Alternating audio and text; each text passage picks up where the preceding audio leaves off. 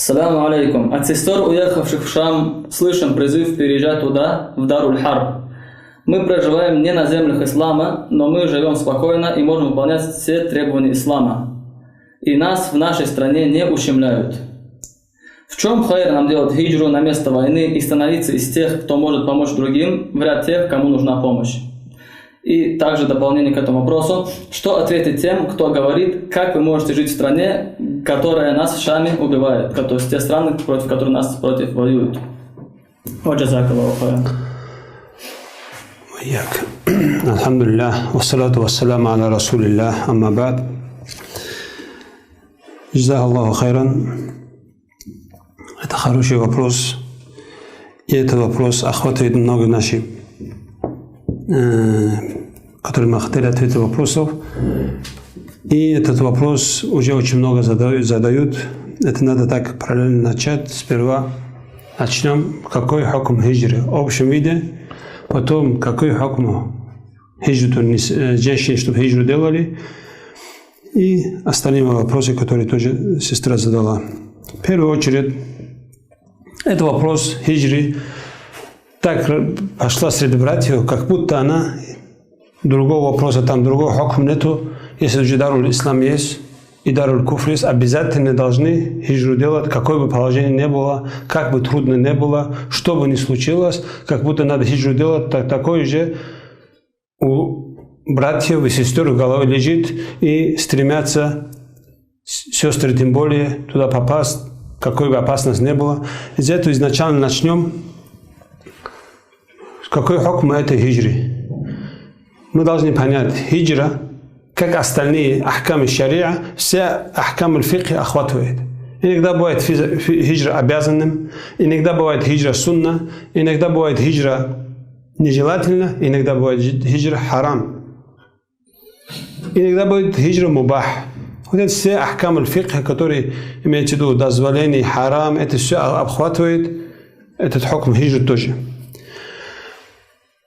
Все наши проблемы, которые происходят за что? За то, что спрашивают люди, или же разговаривают люди, как сказал Пророк саллаллаху руусун джухаль. Хадис Пророк саллаллаху сказал, Аллах субхану ва тааля говорит, от людей это знание не вытаскивает, не отбирает знания. А что делает? Ученые уходят, остаются кто? Главари, невежество, которые не знают. Нет знания, их держат главарями, их спрашивают, и сами заблуждают, и без знания сами заблуждаются и заблуждают других. Все эти ученые взяли, некоторые ученые сказали, хадис, никогда через ученых люди не заблуждаются. Как заблуждаются? Ученые уходят, и заблудшие люди, это не знающие люди, начинают разговаривать, и через них заблуждаются люди, мусульмане. Когда спрашивают тех людей, у кого знаний нету. В наше время, что сказать, когда говорит имам Малик, рахимахуллах, Рабиа, его ученый, заплакал, говорит, когда мы спросили ему, о, Рабиа, что ты плачешь?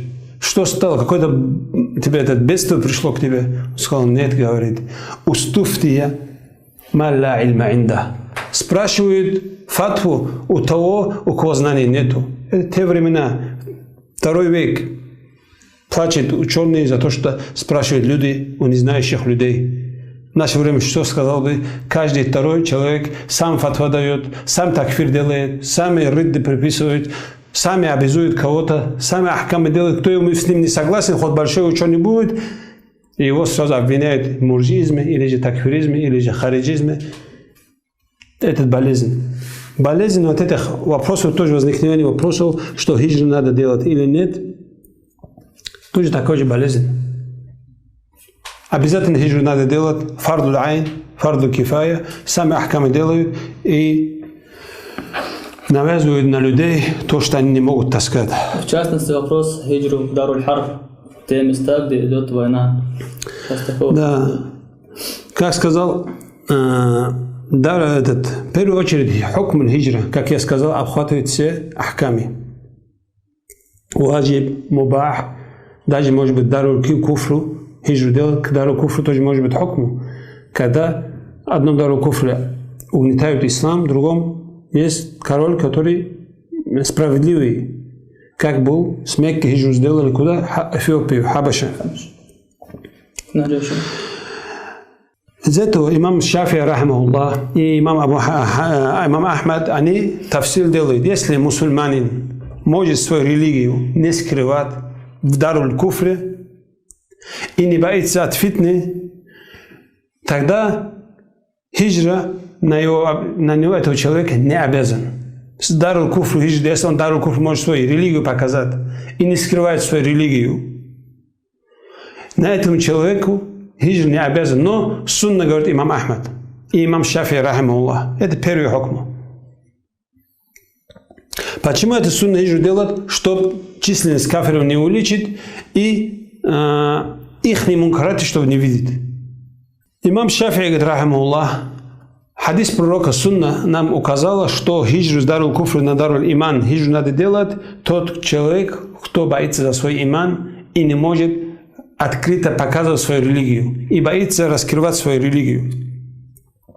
Откуда он взял? Он говорит, некоторым людям пророк саллаллаху разрешил остаться, будучи в Мекке, дарул куфр, не делал преселение к Медину, хотя они могли делать хиджру, как Аббас ибн Абдул-Мутталиб. Хотя у него было за то, что он мог не скрывать свою религию в Мекке. Даже такой момент с дарул куфру, даже если даже ты можешь раскрывать открыто свою религию, соблюдать сунну хиджру делать, кроме трех групп. Один из этих групп является мусульманин, если сам остается даром куфре и может сам людей призывать, и это для него может распространить ислам в том месте, где он находится, шафииты говорят, этому человеку лучше, что даже остаться дарул куфре и делать дават. Второе хукму, если он может отдельно себе место взять и не смешиваться с кафирами, если он хиджру делает тоже, если он помощь мусульман тоже не делает, если хиджру от него помощь для мусульман тоже если нету, тогда говорится, эти дарул куфры, внутри дарул куфры, который он имел местность, оставить это и хиджру делать харам имам Шафи, рахимахуллах. Потому что тот место, которое ты окружил, и свой ислам, это место является дарул ислам, хоть маленькое. Оставить это кафирам уйти, говорит, харам, если от тебя пользы нету, когда ты хиджру сделаешь. Третье, если он, будучи кафиром, если он, будучи мусульманином, может против кафиров воевать, или их призывать к ислам, тогда обязан он там остаться, не делать хиджру. Оставаться дару куфри и не делать хиджру. Но если он не может свою религию там показать, и боится свою религию раскрыть, и не оставляет религию распространять, тогда важиб хиджру делать, кроме, если он из тех людей, которые Аллах Субхану Тааля разрешил хиджру не делать, из женщин и детей, которые не могут переселяться, да, выход найти. Можно вопрос? Что касается хадиса, где пророк, саллаллаху алейхи, сказал, что я отрекаюсь от того, от каждого, кто проживает между мушриками. Да. Это ученые, тоже сам хотел объяснить, это ученые говорят, это хадис для тех людей, которые не могут открывать, показывать свою религию среди кафиров. Имам Шаукани, если говорит, оставаться среди кафиров и давать делать, если твою пользу больше там, тогда даже говорит харам хиджру делать. Это для тех людей, например, даватчик, может, будучи среди кафиров, ислам что приняли, или в дарул куфре, мусульмане есть, там ислам распространяет, дават делает, это все оставит, просто хиджру делать, ничего не делая, не воюя, просто ради хиджру делать, даже это запрещают ученые. Имам Шаукани, говорит, рахимахуллах, когда он шарх делал в своей книге, وَتَجِبُ الْهِجْرَةُ عَنْهَا из дарул харб хиджру обязан, когда говорит, он говорит, кроме для маслаха или узру. Он говорит, под маслаха имеет в виду те, которые могут распространять ислам или же помощь для ислама, будучи он среди кафиров, дават там может делать. И за это маслаха он имеет право, не делая хиджра, даже, может быть, иногда оставаться обязан будет этим даруль среди кафиров и делать дават или же джихад или другую помощь, которую он может делать. Это, в общем, я сейчас не хочу, чтобы весь ахкамуль хиджр здесь объяснять. Это целой лекции тоже не хватит. А здесь я просто хочу, чтобы с головы людей ушло, что только как будто один хукм есть в исламе. С даруль куфр надо хиджру делать, что бы человек не делал. Дават делает, или там он джихад делает. Что бы ни оказалось, например, даже может быть где-то человек джихад делает, ему говорят, ты что даруль куфр сидишь, не идешь к нам даруль ислам.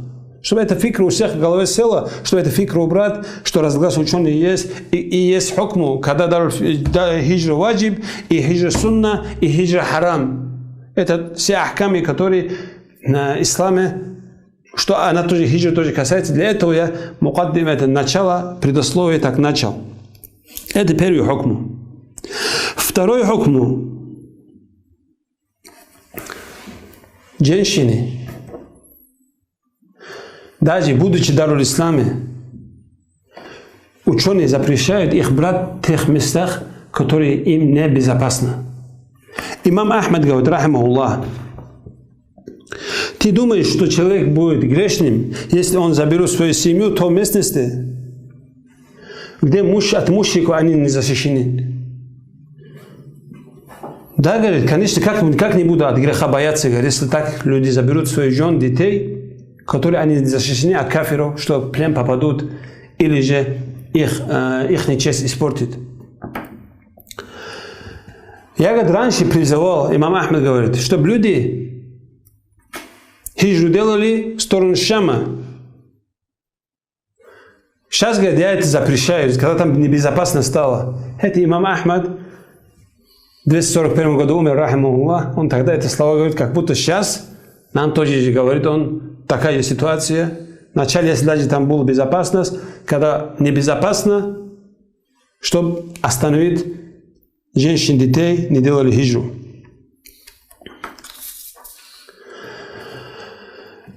С этого фату имам Ахмад, почему он изменяется? Сначала он говорит, я призывал хиджру делать, сейчас запрещаю. Потому что вначале была безопасность, когда небезопасно стало, он запретил. В этом лежит хукму для женщин и детей, чтобы забирать туда, где этот им небезопасно туда забирать детей. Также, например, Пророк саллаллаху сказал от хадис, который рассказал имам Абу Хузайфа ибн Яман, ради Аллаху ан, он говорит, не подобает му'мину, верующему человеку, унизить себя. Ему сказал, как, я же Расулаллах, как унижает человек самого себя? Он себе предоставляет под бедствие, которое он не может таскать. Сам берет, идет, таскает туда, ту бедствие, свою семью и детей, и самого себя, которое он не может это бедствие сам таскать. Из этих предисловий, когда и мы видим, что этот хиджру делать тоже не обязательно, этот хукм хиджры тоже меняется с одной хукмы на другой хукму. И не считая это, после как этот вопрос я получил, и я связался с своим шейхом и другими учеными и искал их фатава насчет хиджры в данный момент Шам. Единогласно те ученые, которые я знаю, и они все порицают этого. Хиджры женщин или в общем? Хиджры женщины и детей. То место, где сейчас война идет, именно Сирию. Даруль Харб. Почему? Махдиси говорит, еще говорит, война, которая должна быть, даже еще не презрела, еще такая война нету в Шаме в данный момент. Какой тот человек, который свою семью и детей тащит туда, какой ум этого человека? Или говорит, он не ощущает, что дальнейшее, что там может быть. Таскать людей в ту местность, которая небезопасна своих детей, своих жен. И также он говорит, Даже шамовцы сами, которые в Шаме живут, своих женщин, детей увозят, потом возвращаются в Шам воевать. А мухаджиры, как могут говорить, в такой трудностях, тем более забирать своих жен, детей мухаджирков, чтобы их безопасность предоставить. Из этого, например, история тоже повторяется всегда. Мы это почему полной темы разъясняем? Потому что это не сегодняшний вопрос хиджры. В Афганистане тоже после, как талибан установили шариатский закон в Афганистане, многие с Европы, с Америки, из России, из арабских стран мусульмане хиджру начали делать, брали своих детей туда. И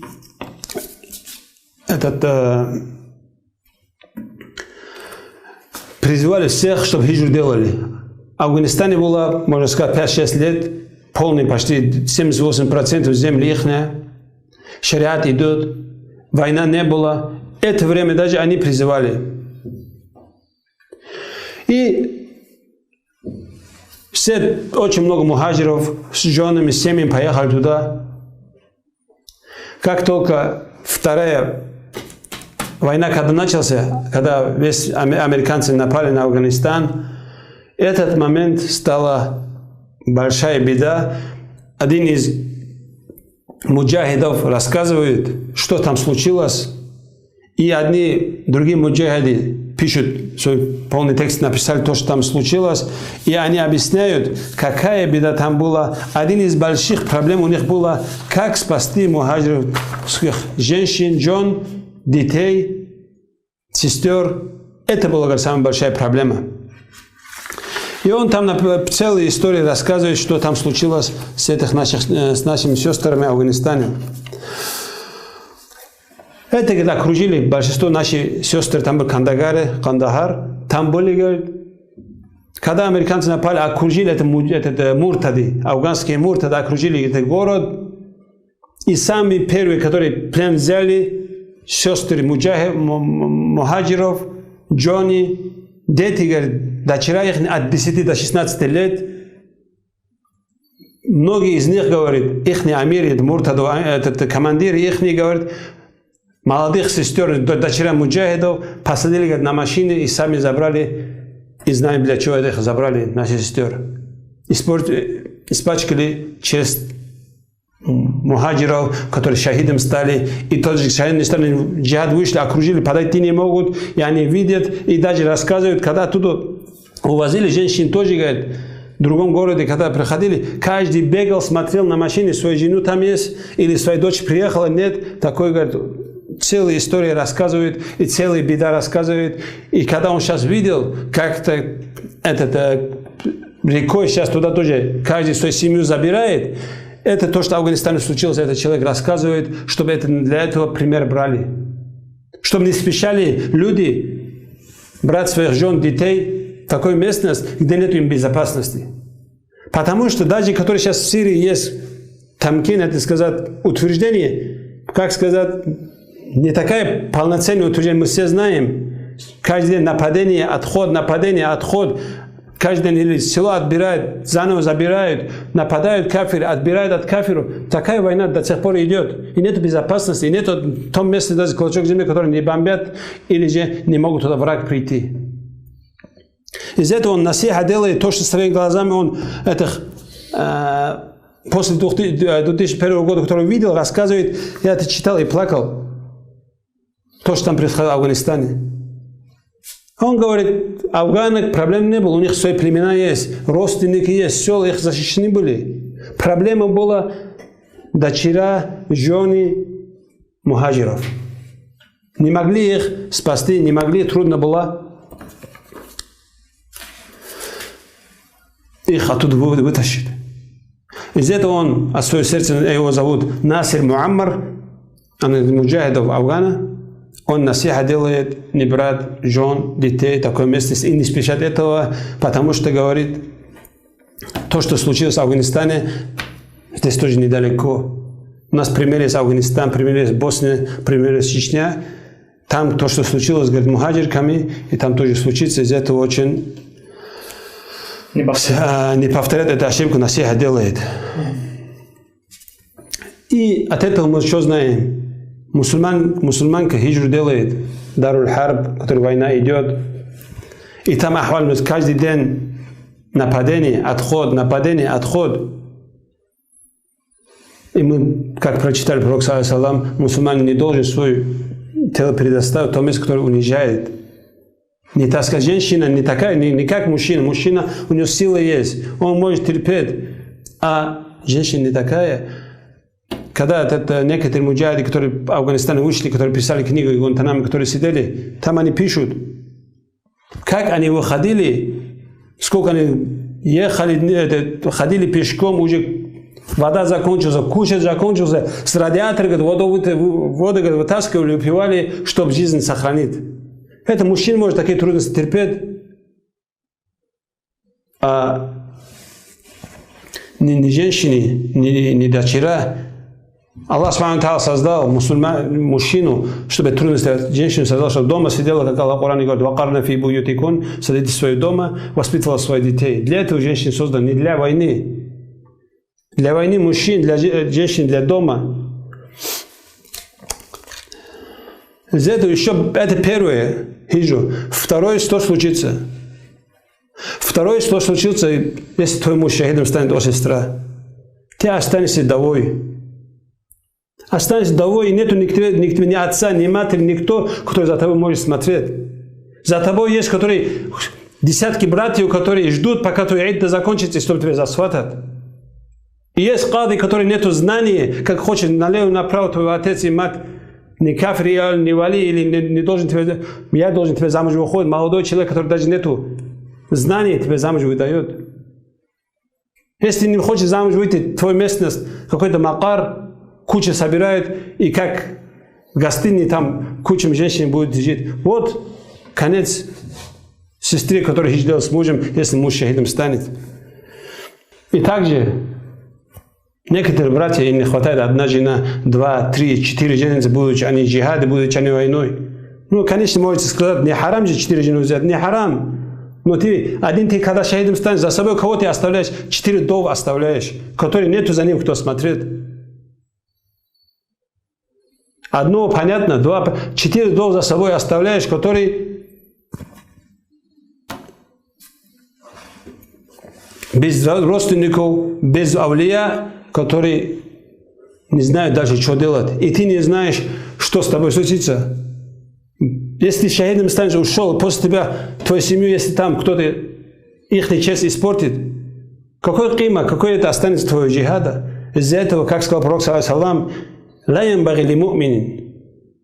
чтобы поставить себя в том месте, которое унижает себя. Как унижает себя? Поставить тот место, который под бедом, который не может там таскать. Подвергнуться бедам. Да, подвергнуться под бедом, который он сам не может таскать. И еще большая беда, сестры говорят, он же муджахид, он не обманывает, и в внешности верит, и уходит замуж, и верит им. Да, алхамдулилля, общем все муджахиды богобоязненные.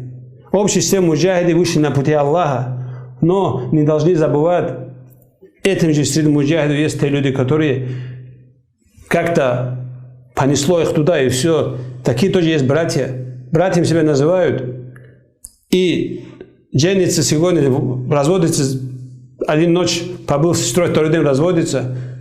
Не дает хак сестер. И говорит, я в джихаде нахожусь.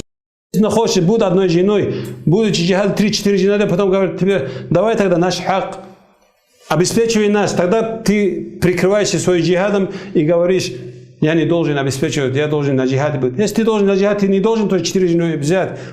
Если 4 жены взять, это можно. Это тоже как хиджр, тоже, что там 5 ахкама шария есть. На этом тоже есть 5 ахкама шария. Бывает, когда ваджиб 4 взять. Бывает, когда харам взять. Бывает, когда сунну взять. Бывает, когда халал взять.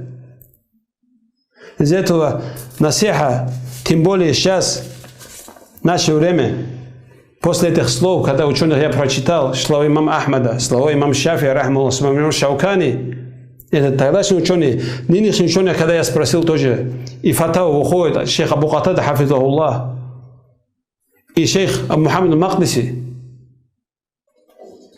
и другие муджахиды, которые старые, когда они видели то, что произошло в Афганистане, они все насиха делают: братья, не спешите своих жен, детей призывать внутрь, забирать, хиджру делать, потому что еще полноценное утверждение этой земле у нас нету. Вот это хукму, коротко, той сестре, которая спрашивает, что нам делать. Нам сестры говорят, что в Дарул Куфре сидите, хиджру не делайте. В таком положении сама сестра туда пойти харам, не только важиб, в таком положении пойти туда харам сестре. Как она объясняет, если ее оставляют ислам прикрываться, укрываться, свою религию соблюдать, если ее там оставляют, оставить такое место, пойти, не зная конец какого будет, в данный момент, который истикрар нет, в таком месте сама пойти без мужа, без детей, хиджру делать, это харам. Еще другие, оставляя свои мужья, делают хиджру. Это все джихад для мужчин, женщины, сидите дома, воспитывайте своих детей, пока ваш муж вернется, воспитывайте львов Аллаха, которые будут возвещать религию Аллаха. Это ваша работа, это больше вам аджри приносит, чем вы, оставляя своих детей на произвол судьбы, идете туда на джихад или хиджру делаете. Это насиха от вашего брата для тех людей, которые уже хиджру сделали, хиджру хотят делать и спрашивают этот вопрос. А тот вопрос, который она на конце спрашивает, что им нам ответит, это же вопрос, это же хукму зависит. Она говорит, вы сидите на земле наших врагов. Наши враги во всем мире. И где нам сидеть? До сих пор, где мы сидели? Во всем мире наши враги. Если это они воюют против ислама, и наши враги, если этого человека оставляют, и он может религию показать, тем более это женщина или дети, им не обязаны хиджру делать.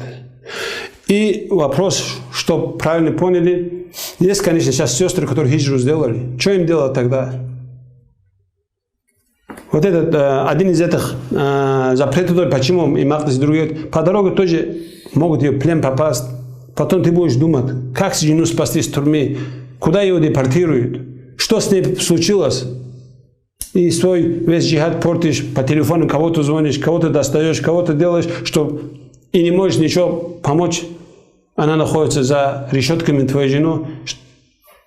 Это случается. А те, которые уже перешли границы, пришли там, и этот, хотя ученые говорили, даже некоторые, надо, если небезопасно, надо им сохранить безопасное место, им не обязательно, например, вернуться в Турцию обратно или куда-то в другое место.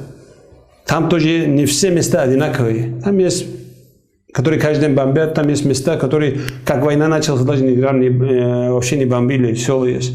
Или в таких местах содержать свою семью, потому что муджахид, если его семья там находится, если враг нападает, он не думает защитить землю, он думает, как спасти семью с этого войны. Из этого вот мой насиха, вот слова ученых, которые я вам говорю, и Магдиси, и Абу Катада, и которые я лично сам мог спросить, и вот эти фатавы, которые здесь ученых тоже привел, и слова имама Ахмада, свою семью брать ту местность, где небезопасно, и после этих слов мой насиха тоже делать сабру, оставить семьи в том безопасном месте, хотя даже если она Дарул Куфр, пока будет для мусульман безопасное место мусульманское, которое нужно, и фардул айн хиджру делать. Алхамдулилlah Раббил Аламин.